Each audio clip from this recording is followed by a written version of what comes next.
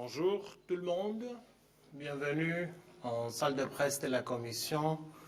Aujourd'hui, mardi, le 22 mars, pour notre rendez-vous quotidien de formation.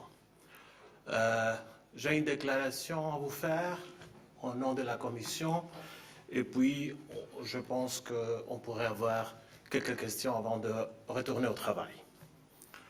Our thoughts today are with the victims of this morning's attacks, their friends and families. We are in close contact with the Belgian authorities, and at this point, our main concern is the security of those around us in Brussels and of our staff and premises. Now, it is not the time for statements. The Commission's response will be calm and sober as the situation demands. President Juncker and Vice President Georgieva are, since early in the morning, here in the Parlement and coordinating with our security services. Commissioner Avramopoulos is also in the building. President Juncker spoke already early this morning with Belgian Prime Minister Charles Michel, the Minister of the Interior, Jan Jambon, Prime Minister Rutte, European Parliament President Martin Schulz, and Chancellor Merkel. The Commission staff has been informed immediately and is being kept informed constantly with direct messages from Vice President Georgieva and our security services. The Security Help Desk inform our colleagues that in Brussels and all European Commission staff, the Commission has decided, in agreement with the Belgian authorities and the other institutions, to raise the security level from yellow to orange. The European Union and the EU institutions must and will remain resolute. Here, in the European Union's capital, we stand together, united, against terror, in full solidarity with the people of Brussels. I can take a couple of questions and then you would allow us to go back to work. Georgi.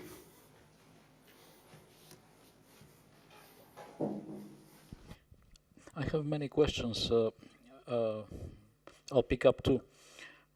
One is, I know it's not the Commission responsible, it's the Belgian authorities, but since the arrest of Abdel Salam happened, it was kind of logical that more security measures be introduced in Brussels, which obviously didn't happen. I don't know if you have a comment.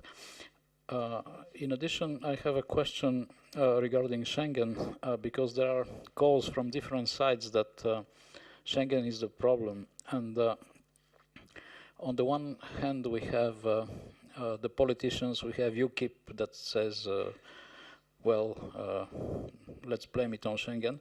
But on the other hand, we also have professionals like pilots who say there should be checks on travelers taking a plane from one city in Europe to another city simply because it makes sense. So those are the two questions I selected for you, Margaritis, today. Thank you, Georgi. You understand that this is not a normal midday, but I can briefly reply to the two families of issues you raise. On the first question, of course, the Commission, as all EU institutions, are following the security indications of our host country, and we comply in real time to the requests and to the instructions and suggestions that we're getting from them.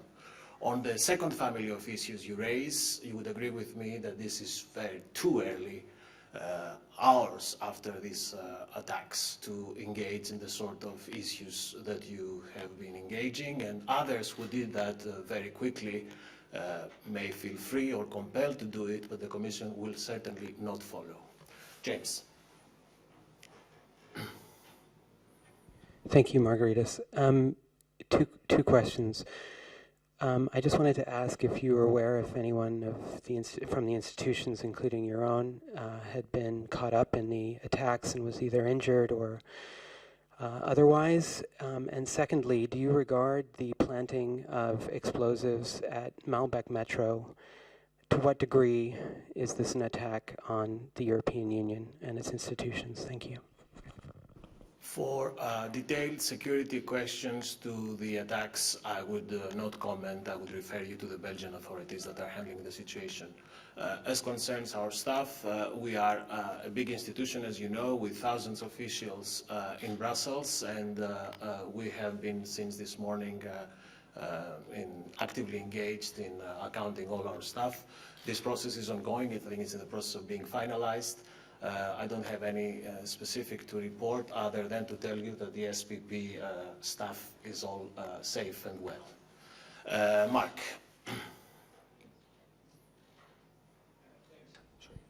A couple of short questions.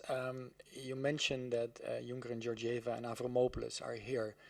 Are the other commissioners also here, or are they advised to stay at home or another place? Has the staff been advised to stay at home, or will it be advised for the next coming days? Thirdly, what did Juncker actually discuss with Chancellor Merkel?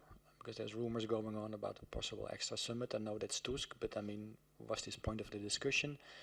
And fourthly, orange, is that the highest alert phase, or do we still have red? I don't know anymore. Okay, many questions there. I mentioned the Vice President who was next to President Juncker in our situation room since early this morning, and Commissioner Avramopoulos, because he's our Commissioner in charge of security and he's also in the building. I haven't actually contacted all Commissioners, but all the Commissioners who are in the building, stay with the building, stay with us, with our staff. Some Commissioners have been traveling, so I don't have now an account of the movements of all the college here. On orange alert, no, this is not the top level, but I have a specific indication of what the alert entails. I prefer not to deliver it from the press room. Alexander is here, bilaterally can help you. As we were speaking, I'm just informed that the President also had François Hollande on the phone, and that he has decided that the EU flags in all Commission buildings will be put at half-mast as of now. Tom, sorry, did I leave something unattended, Mark? Something, there were many questions. I know, but I presume that Juncker and Mrs. Merkel discussed about more than putting the flags halfway in the mast. So what did they discuss? Did Juncker contact Mrs. Merkel, or was it the other way around? What did they talk about? I mean, what ideas? I think that the situation around us presents enough reasons for the President of the Commission to talk to the President of the institutions, to the Chancellor, to the President of the French Republic, to the President of the country holding the presidency, so I don't want to elaborate further. Tom? Covered. Jorge? Sorry, I just want to come back to James' question, because this is known as the European neighborhood, the EU quarter. So obviously Belgium has been attacked, but I would like to know if you feel that the EU institutions have been targeted as well somehow. We continue to work calmly and effectively. We're here, we're in the building, we feel safe, and we do our work. And the security concerns and the handling of the security situation is with the Belgian authorities, not with us, across Brussels. James, and that would be the last question. I will leave you with Alexander for bilateral discussion afterwards. Yes, please, James. Thank you. Just two more quick ones. Given the current situation, should there be, in the view of the Commission, some sort of coming together of the EU 28 or senior officials in order to assess the situation? That's my first question. And my second is that has there ever been before an attack on the Schuman area or the EU quarter? Thank you. Look, I will not now engage in the historic archives of the Commission. Alexander is there, ready to help you. Our head of our representation in Brussels, Jimmy Jamar, is also there.